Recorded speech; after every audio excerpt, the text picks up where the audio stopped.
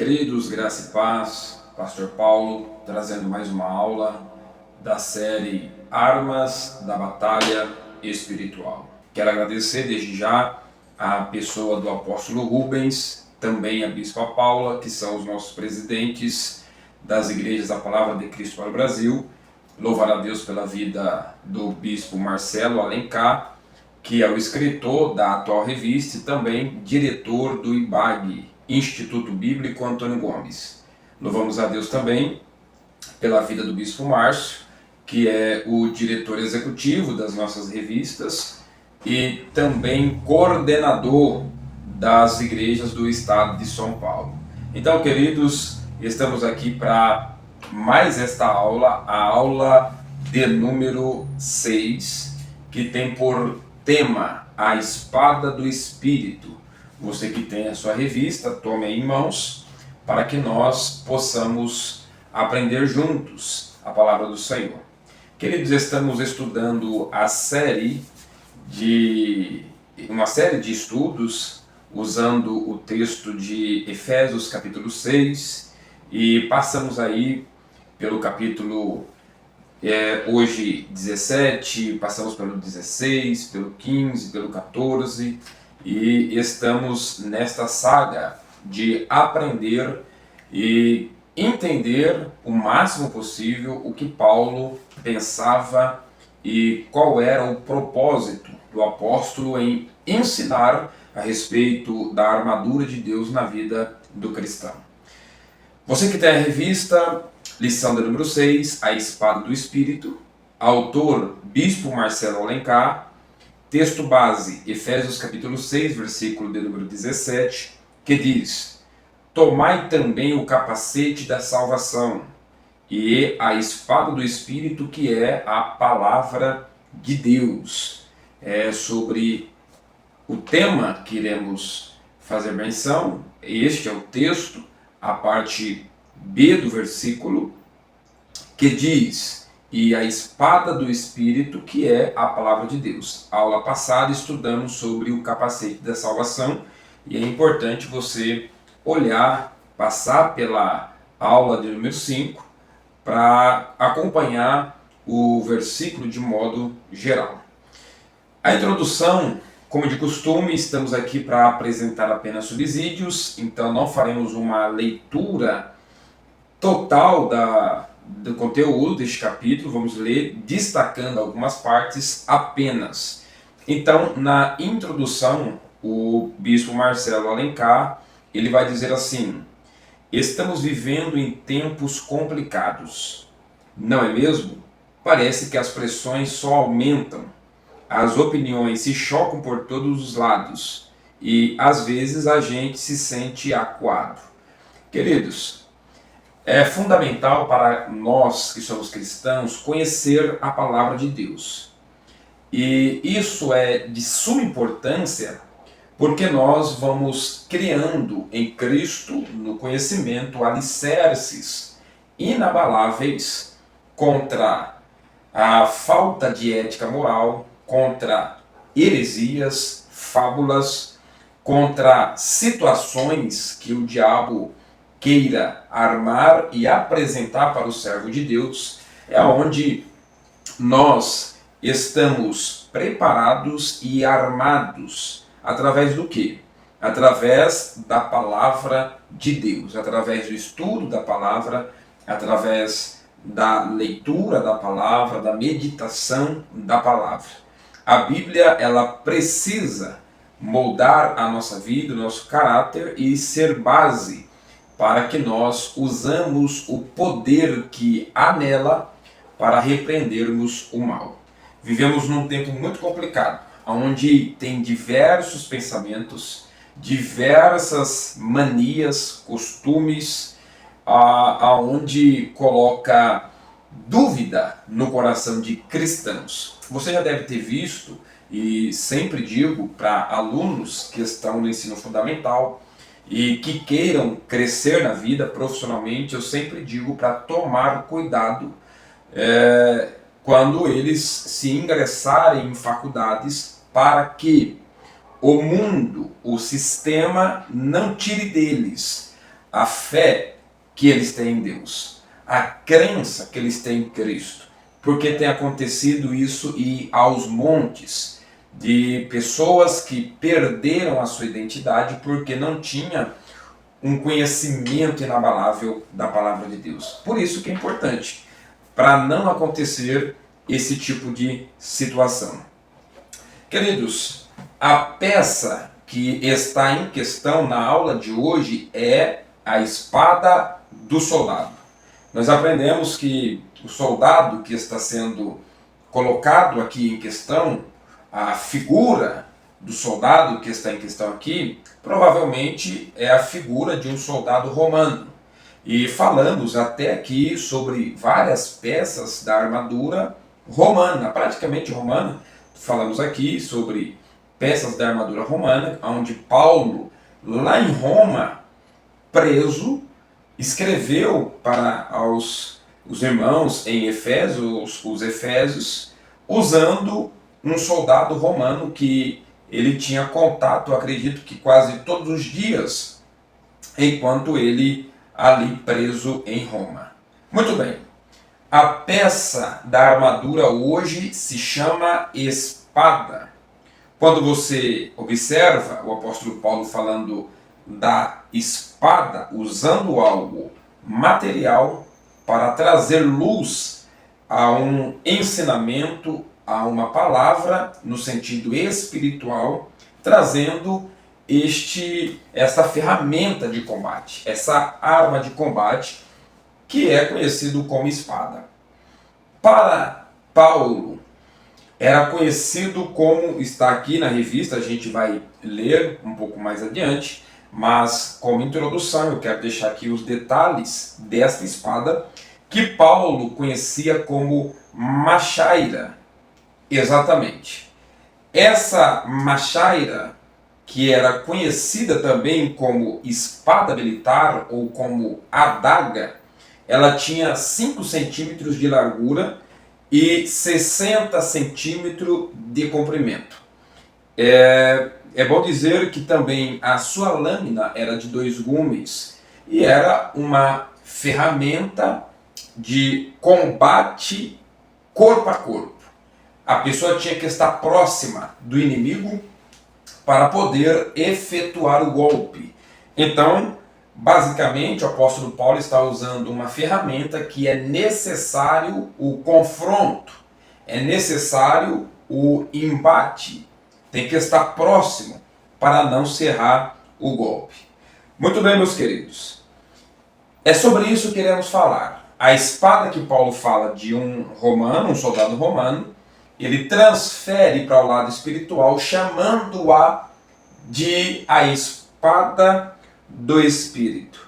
Então, a primeira coisa que eu quero destacar aqui é a seguinte: a espada é do Espírito. Você pode marcar aí na introdução, a espada é do Espírito.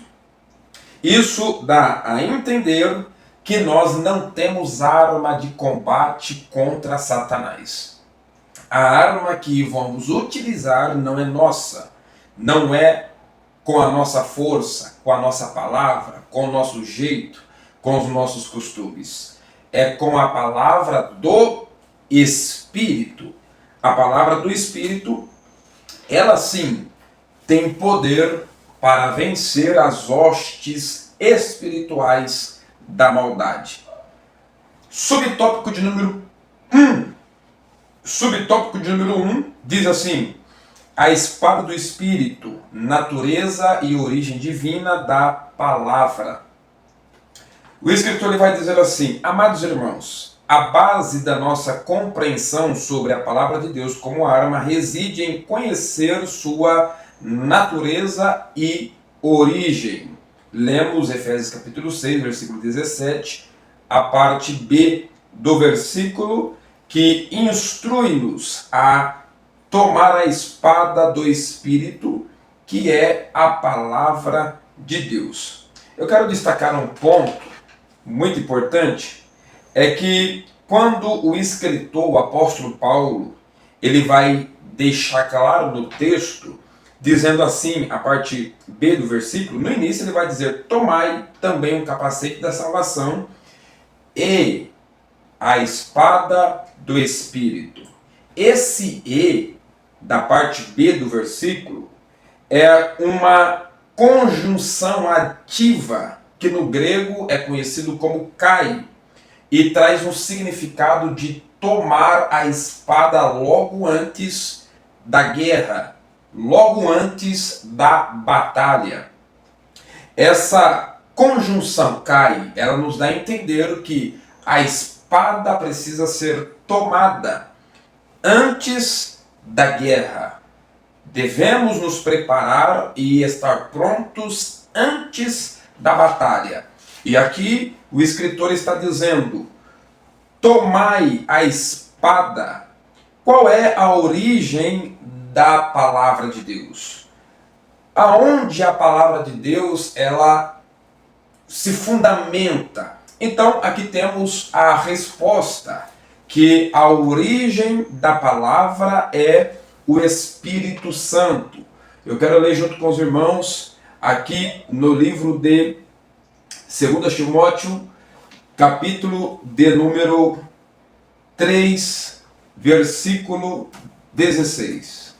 Timóteo 3, 16, que diz: toda a escritura é divinamente inspirada e proveitosa para ensinar, para repreender, para corrigir, para instruir em justiça. Temos também o texto, você pode acompanhar, os textos estão sendo colocados aí. Temos também o texto de João, capítulo 1, aonde vai dizer que o próprio Cristo é a palavra. Temos o texto também de que a palavra, ela tem a inspiração, a autoridade divina, no livro de Hebreus, capítulo 4, no versículo de número 12, que diz: porque a palavra de Deus é viva e eficaz, é mais penetrante do que espada alguma de dois gumes, e penetra até a divisão da alma e do espírito e das juntas e medulas, e é apta para discernir os pensamentos e intenções do coração. A origem da palavra é o Espírito Santo. E ele vai continuar dizendo, o escritor dizendo na revista: mas crucial ainda é a qualificação, a espada do Espírito. Isso significa que a palavra não é meramente um livro de preceitos ou coleção de histórias. Ela é a expressão viva e dinâmica do próprio Espírito Santo. É ela quem inspira, quem ilumina em nossos corações e quem capacita a operar com poder sobrenatural. E quem a capacita a operar com poder sobrenatural. Esta é a palavra que o escritor de aos Hebreus vai dizer que é viva e eficaz. Outro ponto é que o escritor ele vai destacar: o inimigo não treme diante das nossas palavras vazias. Há quem diga que Deus não tem compromisso com a palavra do homem. Ele tem compromisso com a sua palavra. A origem da palavra é o próprio Deus. Deus agora ele tem compromisso com a palavra dele. A palavra do Senhor já nos dizia que ele vela pela sua palavra para cumprir. O que é velar? É estar atento, é estar sempre observando e atento ao que falou, ao que prometeu e principalmente a sua palavra, que conhecemos também como as Sagradas Escrituras. Continuamos, ele diz: o inimigo não treme diante das nossas palavras, mas estremece diante da palavra de Deus, proferida com fé e com convicção, pois ela carrega a essência e a autoridade do seu autor divino. Olha só, sobre a palavra de Deus, a Bíblia Sagrada, um escritor ele vai dizer que a palavra de Deus ela é mais atual do que o jornal de amanhã. Há outro escritor também que vai dizer que a palavra de Deus é o único livro que você pode ler tendo o autor do seu lado. A palavra de Deus ela é poderosa, que ensina, corrige, cura, consola, restaura. Ele modela o caráter conforme as verdades e princípios bíblicos. Olha só que Orígenes de Alexandria ele vai dizer: as palavras de Deus é como o próprio Cristo, divina em origem, humana em expressão, mas perfeita em poder. As palavras de Deus é como o próprio Cristo, divina em origem, humana em expressão, mas perfeita em poder. Olha que profundo. Esta é a palavra de Deus. Então aprendemos que a palavra de Deus ela tem origem no próprio Deus. Ela é divina, inspirada, revelada para nós. Há alguém que vai dizer que lê a Bíblia e não entende. Eu não consigo entender isto, porque qual é o noivo que vai escrever uma carta e entregar à sua noiva e a noiva não sabe ler o que ele escreveu, não entende o que ele escreveu? Então, muito bem, Deus escreveu a palavra, ou vamos usar a expressão correta, colocou homens inspirados para redigir aquilo que o próprio Espírito revelava para a sua noiva. Como que a noiva não entende o que o Espírito diz? Como que a noiva não entende o que Deus diz? Tem que entender, buscar ajuda no Espírito, orar e, com toda a paciência, tentar entender, compreender aquilo que o noivo deixou para a noiva na sua palavra. Ponto de número 2. Subtópico de número 2. O poder de discernimento e ataque da palavra nas batalhas espirituais. Tem dois detalhes neste título, que é o poder de discernimento. O outro é o ataque. A palavra como ferramenta de ataque. A palavra como ferramenta de discernimento. A palavra como ferramenta de ataque. O escritor ele vai dizer assim: entendendo a natureza divina da palavra, passamos agora a entender o seu poder de discernimento e ataque nas batalhas espirituais. Hebreus 4:12, onde lemos que a palavra de Deus é viva e eficaz, aprendemos que ela é apta para discernir os pensamentos e intenções do coração. A palavra de Deus não fica na superfície. A palavra de Deus ela entra no mais profundo do homem. E quando eu digo homem, também da mulher. A palavra de Deus entra no mais profundo do ser humano. E ele lá faz, irmãos, aquilo que lhe apraz. Deus, através da sua palavra, faz aquilo que lhe apraz.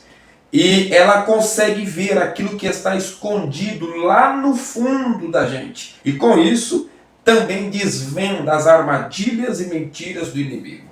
Olha só, quando eu falo isto, eu lembro do próprio Jesus, sentado junto ao poço de Jacó, quando ele vai abrir o leque da vida da mulher em que estava junto ao poço.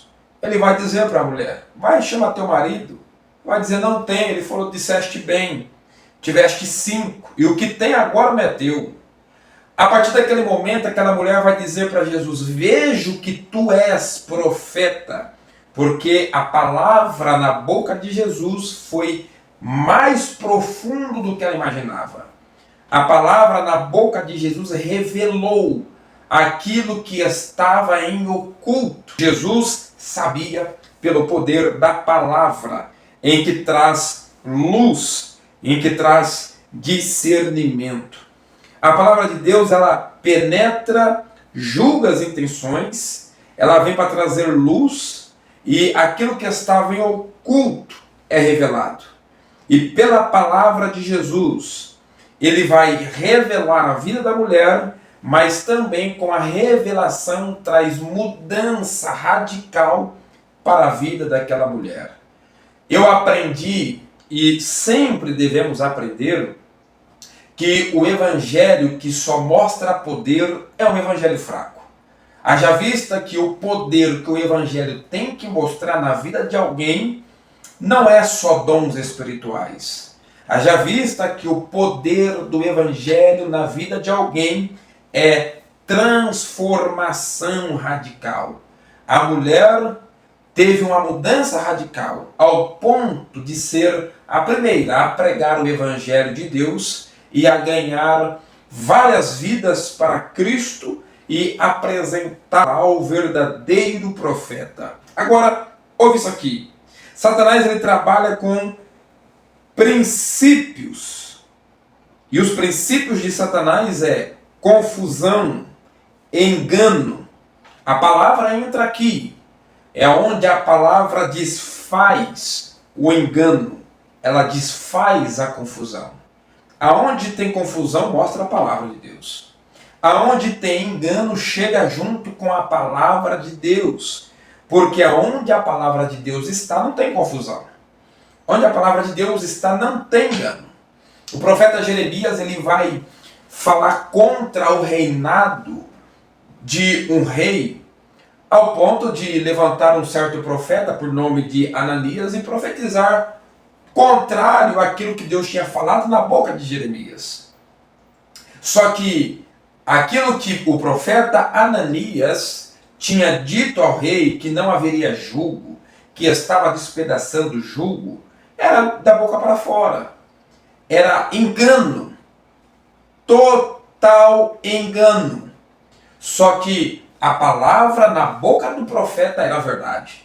E o profeta vai dizer: você quebrou jugos de madeira, mas eu vou colocar jugos de ferro no lugar. E você, dentro de um ano, não vai estar aqui para contar a história. Então, querido, dentro de um ano, o falso profeta morreu. Porque contra a palavra de Deus, a confusão cai por terra, o engano cai por terra e a verdade prevalece. O discernimento prevalece. Temos que ter isto aqui, o discernimento, para ver aquilo que é de Deus e para ver aquilo que é do maligno. Hoje, o que mais tem é vidas enganadas, confundidas, por não ter o discernimento da palavra. Muitas coisas que são colocadas, muitas coisas que são diluídas em vários contextos, contexto religioso, sentimental, psicológico, e às vezes a pessoa se destrói por tantas coisas, por não ter o discernimento da palavra. E acaba sofrendo, levando uma vida de sofrimento, porque não tem uma vida em que está fundamentada na palavra. Quer ver a falta de discernimento? Você quer ver uma confusão? Quer ver um engano? É quando o diabo aparece para Jesus dizendo que vai dar para Jesus tudo para Jesus. Vamos dizer, vai dar o mundo para Jesus. Vai dar glória, tudo para Jesus. Bom, basicamente eu quero falar do mundo. Satanás chega para Jesus, porque Jesus estava 40 dias e 40 noites em jejum, oração, e Satanás vai chegar para tentá-lo. Satanás vai chegar para tentar Jesus sobre 3 fundamentos: concupiscência da carne, concupiscência dos olhos e soberba da vida. Jesus vai vencer os 3 princípios de erro de Satanás pela palavra de Deus. Mas olha só o que Satanás vai falar: ó, eu vou dar tudo. Mas eu quero dizer para os irmãos, o que Satanás tem para dar? O que é que Satanás tem para dar para Jesus? Ele falou que tinha, mas o que? O que Satanás tinha para dar para Jesus? O estudo da palavra mostra, ele não tinha absolutamente nada para dar para Jesus. Nada. Satanás, por um breve período de tempo, usurpou o trono do mundo. Mas o mundo não é dele, nunca foi de Satanás. Hoje ele é príncipe deste mundo. príncipe deste século. Mas dono? Aonde, irmão? Ah, pastor, aonde está isso? Na palavra, irmão. Vamos ler Salmo de número 24, versículo 1. É um dos textos. Olha só o que vai dizer. Salmo 24, 1. Do Senhor é a terra e a sua plenitude, o mundo e aqueles que nele habitam. Satanás tem o quê? Agora vamos lá. Salmo de número 89, versículo 11. Vai dizer: teus são os céus, e tua é a terra, o mundo e a sua plenitude, tu os fundaste. Sabe o que significa a palavra plenitude? É tudo.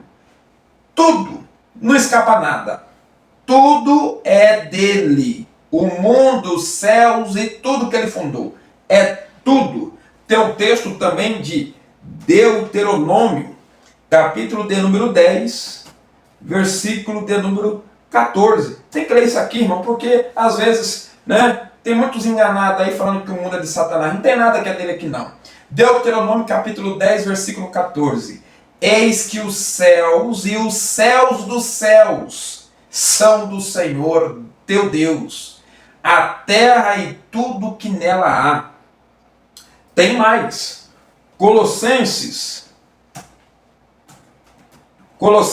capítulo 1, versículo 16. Eu gosto muito desse texto. Olha o que vai dizer. Porque nele foram criadas todas as coisas que há nos céus e na terra, visíveis e invisíveis, sejam tronos, sejam dominações, sejam principados, sejam potestades, tudo foi criado por ele e para ele. Olha o verso de número 17. E ele é antes de todas as coisas, e todas as coisas subsistem por ele. Aí o que Satanás tem para dar para Jesus? Não tem nada para Jesus. Absolutamente nada. Satanás, ele cega. É o que diz em 2 Coríntios capítulo 4, verso 4. Ele cega, mas não possui. Satanás é invasor, não proprietário. Onde eu tenho esse discernimento? Na palavra de Deus. É quando leio a palavra de Deus. É quando a palavra de Deus esclarece a minha mente, as minhas dúvidas. Aí o que vai dizer, irmãos, a palavra do Senhor? Está aí, Mateus capítulo 4, versículo de número 1 ao 11. Jesus, na tentação no deserto, ele, como exemplo supremo, ele vai nos ensinar a usar a palavra. Eu quero dizer, não é profeta, não é apóstolo, não é nenhum e nem outro. Quem está ensinando-nos a usar a palavra é o próprio Cristo. Todas as vezes que Cristo é tentado, ele vai dizer assim: está escrito. Está escrito. Por quê, pastor Paulo? Porque a espada do Espírito, ela dá discernimento, mas também é uma ferramenta de ataque. A espada do Espírito, ela é uma ferramenta de ataque, o que demonstra o poder do Espírito, o que demonstra o poder da palavra. É onde o poder da palavra vai silenciando as mentiras de Satanás. É onde vai derrotando as tentações do inimigo. A palavra de Deus. A palavra de Deus que é viva, a palavra de Deus que é eficaz, a palavra de Deus que é mais penetrante do que espada alguma de dois gumes, a palavra de Deus que é a lâmpada, a palavra de Deus que é fogo, que é pão, que é água, a palavra de Deus que é firme e que deixa o homem em um fundamento que não passa, que não cai, que não é levado por chuvas, tempestades ou ventos. A palavra de Deus, ela é rocha. Aleluia. E aqui, Jesus, Não é, irmãos, uma pessoa normal, uma pessoa comum. Tá ali é 100% homem, 100% Deus. Mas eu quero trazer a ênfase de que é Jesus que ensina-nos a usar a palavra para discernir e também para atacar nas batalhas espirituais. Agora não use a Bíblia não para atacar seu irmão. Não use a Bíblia não para você atacar sua irmã. Use a Bíblia para ganhar almas. Use a Bíblia para atacar o reino das trevas. Olha só, Jerônimo, ele vai dizer assim: quem guarda a palavra no coração tem uma lâmina sempre pronta contra o pecado. Quem guarda a palavra no coração tem sempre uma lâmina pronta contra o pecado. Glória a Deus. Ponto de número 3, subtópico de número 3. Empunhando a espada, a aplicação prática da palavra na vida do cristão. Eu já falei, a gente já falamos sobre isso aqui, nos nossos estudos, de que a palavra tem mais poder quando ela primeiro trabalha em mim. Né? O escritor ele vai dizer assim: conhecer a natureza e o poder da palavra é crucial. Mas a vitória na batalha espiritual só se concretiza quando aprendemos a empunhar a espada do Espírito de forma prática. O que significa isso aqui?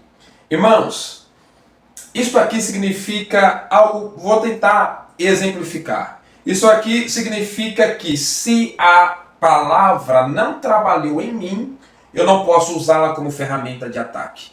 Se a palavra não me transformou, eu não posso usá-la como ferramenta de ataque. Eu posso, irmãos, ir para a igreja, posso andar de terno, posso andar de gravata, as irmãs podem andar de vestido, de coque na cabeça, pode fazer tudo isso aí. Mas se a palavra não trabalhou nela primeiro, se a palavra não criou mudança nela primeiro, irmãos, ela não pode nem pensar em usar a palavra para ataque. Porque mais do que qualquer um de nós, teólogo, tem PhD em divindade, tem várias coisas por aí. Mas isso não adianta nada. Se a palavra não trabalhou no cidadão primeiro, pode ser PhD, pode ter irmãos aí no seu que lá da trindade, da divindade, disso, daquilo outro, pode ser armínio, pode ser calvino, pode ser agostiniano, luterano. Irmãos, isso não vai importar em nada. Porque vai ser, irmãos, um sino que faz barulho, mas não tem serventia para nada.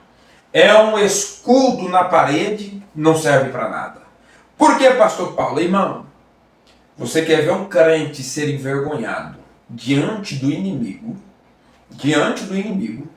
é ele usar a palavra, o qual ele não permitiu que ela o transformasse, ele vai lá e usa ela como arma de ataque.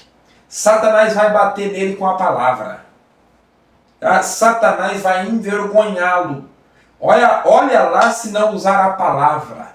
Satanás conhece muito de palavra, de Bíblia. Muito mais do que qualquer um de nós. E se a pessoa não foi transformada pela palavra, se a pessoa não passou pela ortopraxia da palavra, ou a prática da palavra, irmão, a pessoa vai ser envergonhada. Pode andar com Cristo, pode usar terno, pode fazer aquilo, pode fazer aquilo outro, mas se não foi transformado, vai ser envergonhado. Vai dizer assim para Paulo, para o pessoal que estava tentando expulsar, né? Assim, quem são vocês? Né? Jesus eu conheço, Paulo também conheço, agora vocês, quem são? Eles não faz diferença, não tem autoridade. Pessoa prega, mas não vive. Canta, e às vezes canta algumas verdades que também não vive. Satanás dá risada, irmão. Satanás fala assim, olha lá, iludido. Ali está um pastor iludido. Ali está um pregador iludido. Ali está um cantor iludido, olha lá. Canta, pula, né? Prega, pula, fala em línguas estranhas, que é estranha mesmo. faz muitas coisas, mas não vive isso aqui. Ele é meu, ela é minha. E eu deixo, pode cantar, pode pregar, isso aí para mim não tem problema. Porque Satanás não importa em dividir as vidas com Cristo. Na verdade, não chega nem ao ponto de dividir. As pessoas estão iludidas. As pessoas estão sendo enganadas, é o que nós estamos estudando aqui. Mas quando o crente, quando a pessoa, o jovem, a mulher, o homem, entende que ele empunha da espada que foi aplicada na sua própria vida, no dia a dia, Satanás não fica na frente desse irmão. Satanás não fica na frente dessa irmã. Satanás não fica na frente dessa criança, na frente desse jovem, na frente deste irmão, desta irmã. Satanás não fica. Pode ser humilde, pode ter dinheiro, pode ser grande, pode ser pequeno, pode ser velho, pode ser novo. Se tem a palavra, se vive a palavra, Satanás, como que se diz alguns, ele cai pro gato. Então, queridos, a palavra de Deus, ela é poderosa. Primeiro, ela tem que passar por mim. Ela tem que transformar-me primeiro. E depois eu vou usá-la como ferramenta de ataque. Quem não vive a palavra nunca poderá usá-la contra Satanás. Porque para mim usá-la contra Satanás, a palavra deve ser verdade em mim primeiro. E o que eu tenho que fazer? Bom, o escritor da revista destacou aqui 3 pontos para você começar a ter uma mudança através da palavra. Primeiro ponto. Em primeiro lugar, é imperativo que a palavra de Deus seja diligentemente lida, estudada e meditada. Deus vai dizer para Josué, Josué capítulo 1, versículo 8. Você quer se dar bem, assim como meu servo Moisés? Então tenhas o cuidado de guardares tudo quanto meu servo Moisés te ensinou e medita na palavra dia e noite. Está aqui, meditar. Irmãos, a Bíblia você não lê igual lê um livro de romance por aí, lê um gibi. A Bíblia você senta para aprender com ela, para deixar ela falar, entrar no mais profundo da alma, no mais profundo das emoções do homem. Salmo 119, verso 105. Lâmpada para os meus pés é a tua palavra e luz para os meus caminhos, ou para o meu caminho. Segundo ponto que o escritor da revista vai destacar. Em segundo lugar, a palavra precisa ser memorizada. Principalmente, irmãos, quando Satanás enviar um adepto para testar a sua fé. Você tem que ter, irmãos, um certo conhecimento da palavra, um certo fundamento apologético, e isso se dá através do conhecimento da palavra, de textos bíblicos memorizados, para poder, irmãos, na hora que precisar, você sacar da espada e ferir, atacar o inimigo. E quando eu digo inimigo, é inimigo espírito, potestade, principado, não carne e sangue. Estou falando do inimigo espiritual, aonde você guarda a palavra de Deus na sua mente, no seu coração, e na hora que mais precisar, na hora que você estiver entrando em batalha, como eu disse lá no início, que machaira, a espada do Espírito, que tem que ser tomada logo antes da batalha. Hora que Satanás vier para te afrontar, você já estará preparado. Você vai estar pronto para aquela batalha. Por quê? Salmo 119, versículo 11 vai dizer: escondi a tua palavra no meu coração, para não pecar contra ti. A memorização não é um fim em si mesma, mas é um meio para que a palavra se torne parte intrínseca do nosso ser. Ela tem que ser parte do ser humano. Ponto 3 que o escritor vai destacar. E, finalmente, a palavra deve ser obedecida. A palavra precisa ser observada, memorizada, obedecida, estudada diligentemente e agora, principalmente, deve ser obedecida sem ressalvas. Tiago, capítulo 1, versículo de número 22, ele vai dizer: sede cumpridores da palavra, e não somente ouvintes, enganando-vos a vós mesmo. A palavra tem que ser verdade em mim. Eu tenho que obedecer a palavra.